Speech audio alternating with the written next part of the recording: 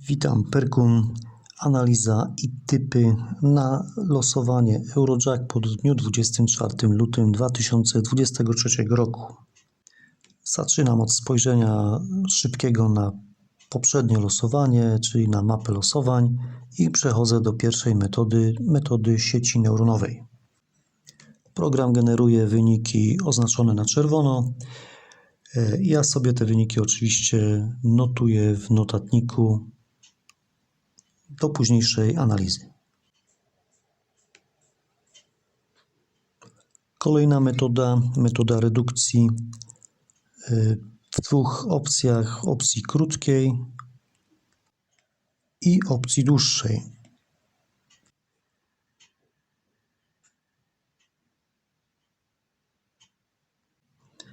Po zapisaniu wszystkich wyników przechodzę powoli do kolejnej opcji powiązanych liczb.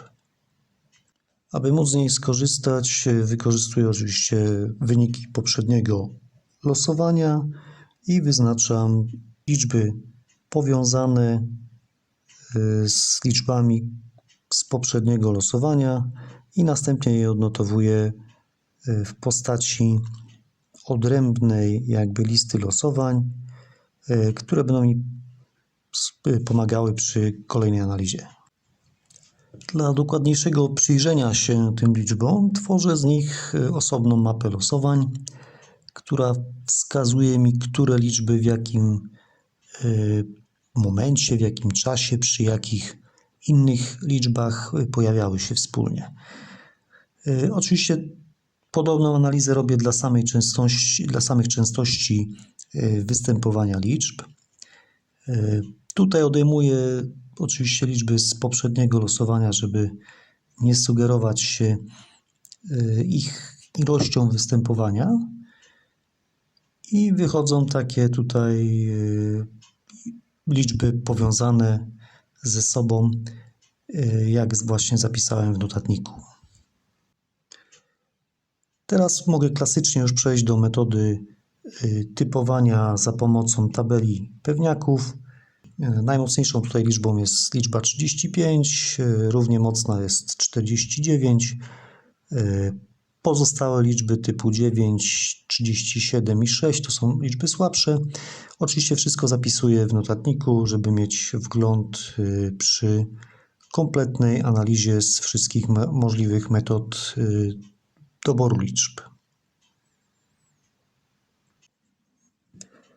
Teraz przechodzę do mojej podstawowej metody, czyli metody zagęszczonych pozycji liczb dla 3 zakresów losowań, 30, 100 i wszystkich losowań.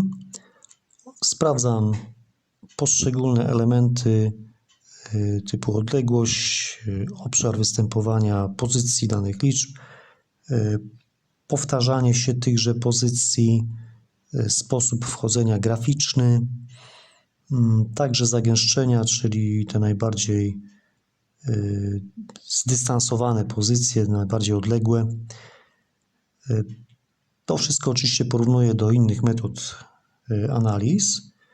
No i staram się wyszczególnić te liczby, które są tutaj tak najbardziej optymalne z tych wszystkich opcji.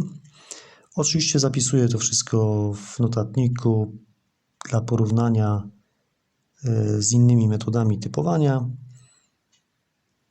Każdy zestaw takich liczb osobno i po porównaniu oczywiście tego do mapy losowań wybieram sobie 10 następujących najmocniejszych liczb.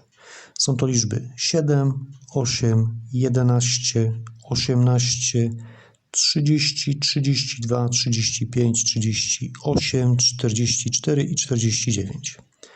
W tej chwili postaram się dobrać liczby dodatkowe na podstawie częstości. Tu jak widać w tabeli częstości mamy 3 mocne liczby, to są 5, 9 i 1. To oczywiście porównuję w tej chwili do mapy losowań. Na mapie sytuacja wygląda tak, jak na filmie widać. Tu jest interesująca sprawa z liczbą 6, ponieważ w ostatnich 100 losowaniach, tak jak mam tutaj to rozdzielone, ta liczba tylko raz się powtórzyła, co oznacza, że jest duża szansa na wystąpienie tej powtórki dzisiaj. Oczywiście porównuję to sobie do tych liczb najbardziej zdystansowanych, czyli 1, 5 i 9, ale także do liczby 4, która w 100 losowaniach nie tworzyła pary właśnie z liczbą 6, co jest ciekawą informacją.